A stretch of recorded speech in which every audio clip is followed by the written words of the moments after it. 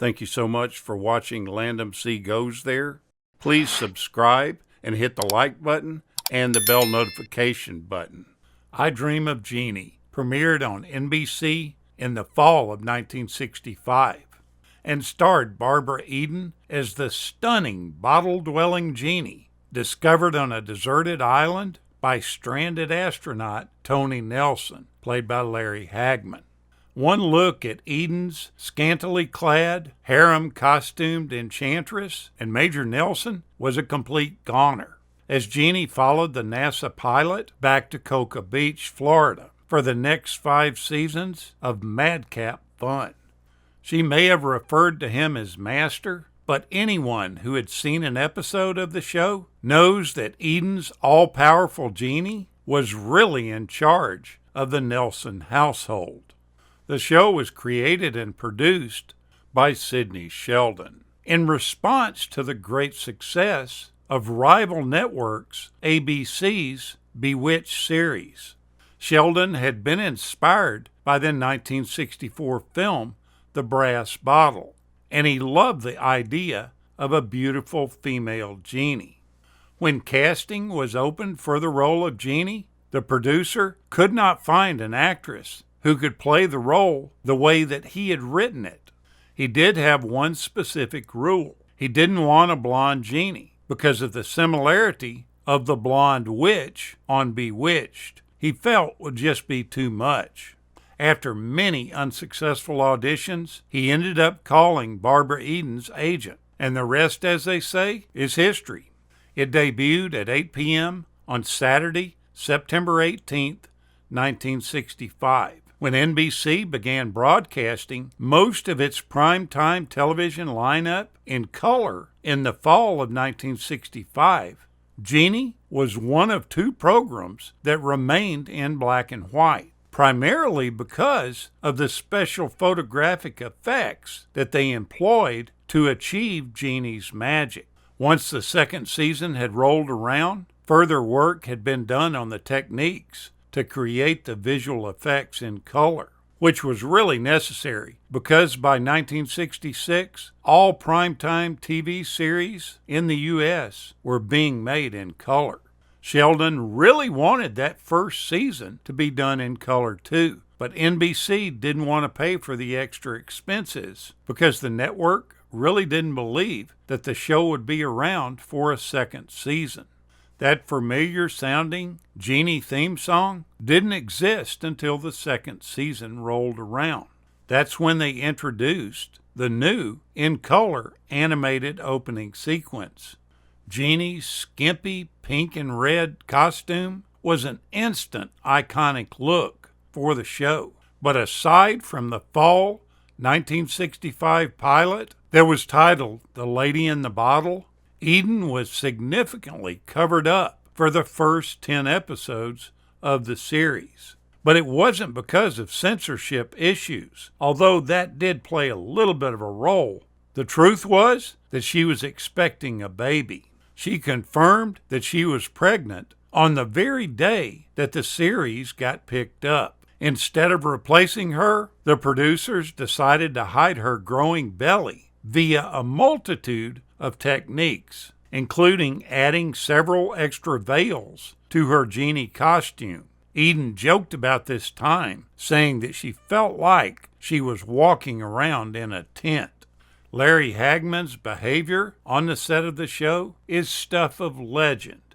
It really wasn't easy for this ambitious actor to play second fiddle to someone else, even if it was someone else like Eden.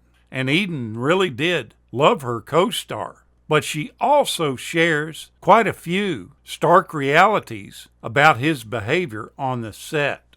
He was frustrated with what he saw as the show's weak and overused scripts. This caused him to self-medicate with alcohol and drugs.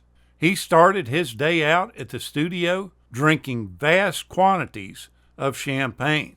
And in between scenes, he would sequester himself in his dressing room and downing yet more champagne. All of this in the interest of maintaining a calm serenity. It's actually said that at one point, He got so intoxicated that he urinated on the Genie set. Eden didn't actually witness this act, but she was familiar enough with the actor's mood swings to know when she needed to make herself scarce on the set. Now, at one point, Barbara Eden might not have even been on this show. She might have chose to do Lucy instead. It's pretty crazy to imagine what would have happened if Barbara Eden had met Lucille Ball just a little bit sooner. It would have been the difference between her signing with Fox to do I Dream of Jeannie or going with Desilu to do who knows what else. Basically, whatever Lucille Ball thought up. You see, it was Eden's third acting job after she had been to Los Angeles when she met Lucille Ball and was on the show Lucy. The two ladies hit it off amazingly. Lucille Ball did everything she could to make Barbara Eden comfortable on her show. Even things like personally making sure that her dress looked a certain way on the camera. Here it was, the star of this show, making this young woman look better. Lucy wanted her to sign a contract immediately because she believed in the comedy that Eden did and felt like she had a real leaning towards that.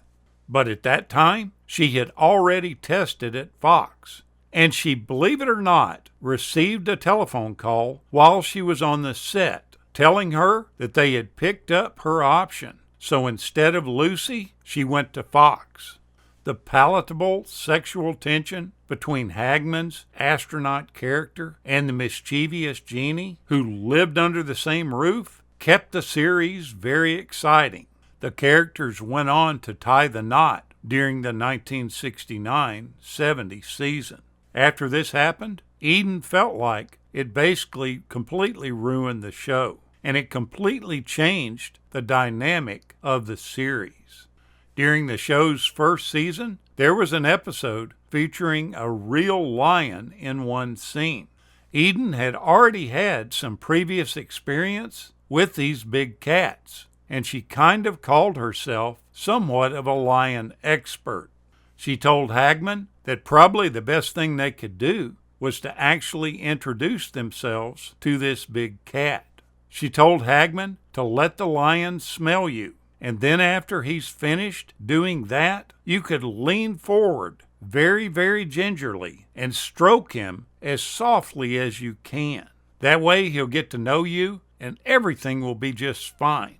Hagman said, absolutely not. I'm done with this bonding process. I'm not going to make friends with a freaking lion.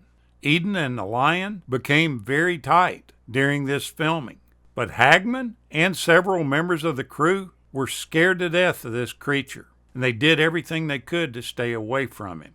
Take yourself on a walk down memory lane. Watching an episode of this great series brings a smile to your face.